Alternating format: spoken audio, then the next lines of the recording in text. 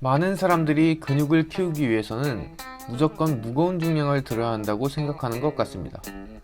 그렇다면 저중량으로는 근육의 크기를 키울 수 없을까요? 이것을 알기 위해 이 주제에 대한 연구 결과들을 살펴보고 근성장 측면에서 어떤 방식이 더 최선의 방법인지 알아보도록 하겠습니다.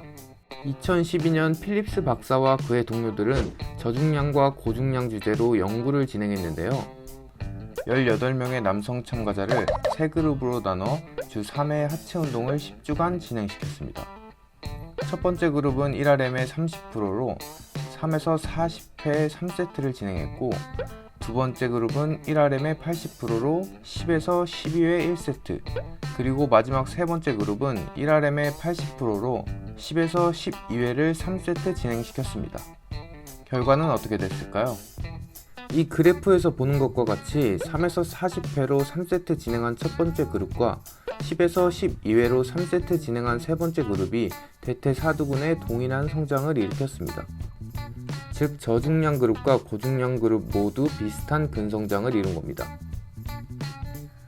이것은 당시에 굉장히 참신한 발견이었지만 운동 경험이 없는 초심자를 연구 대상으로 선정했다는 점에서 많은 비판을 받았는데요. 운동 경험이 없는 사람은 어떤 운동 방법을 쓰던 비교적 빠른 성장을 이룰 수 있다는 점 때문이죠. 이 비판에 대한 대응으로 2016년 필립스 박사팀은 평균 4년의 운동 경험을 가지고 있는 49명의 남성을 대상으로 같은 실험을 진행했는데요. 조건은 같았지만 하체 운동이 아닌 전신 운동으로 운동 종목만 변경했죠. 이번 실험의 결과는 어땠을까요? 다시 한번 저중량 훈련과 고중량 훈련이 모두 동일한 양의 근성장을 이끌어냈다는 결과가 나왔습니다. 이 연구 이후에도 이 주제에 대한 여러 연구가 진행됐지만 모두 같은 결과가 나왔죠. 동일한 볼륨으로 실패 지점까지 세트를 진행했다면 고중량으로 운동을 하던 저중량으로 운동을 하던 같은 근육 성장의 효과를 얻을 수 있다는 겁니다. 쉽게 말해 100kg로 한 번 들던 20kg로 5번 들던 운동 총량이 같다면 똑같은 결과를 얻는다는 것이죠.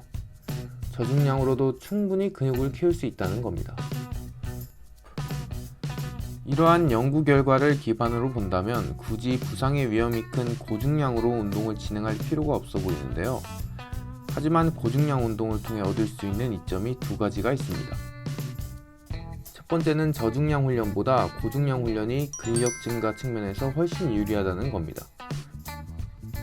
즉, 근비대 효과는 동일하게 일어나지만 근력 증가 측면에서는 고중량이 훨씬 유리하다는 거죠.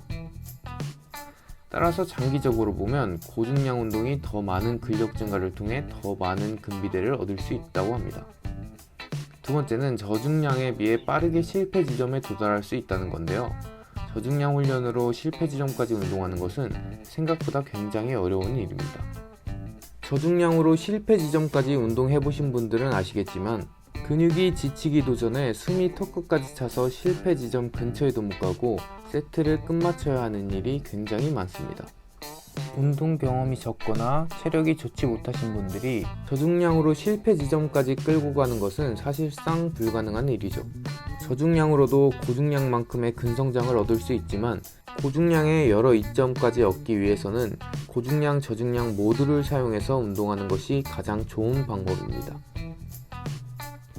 따라서 스쿼트나 데드리프트 등 복합 다관절 운동에선 고중량 운동을 통해 근비대뿐만 아니라 근력 향상에 이점을 얻고, 상대적으로 고중량 운동이 어려운 보조 운동에서 저중량 운동을 통해 근비대 효과를 얻는 것이 현실적인 최고의 운동 방법이 아닐까 생각합니다.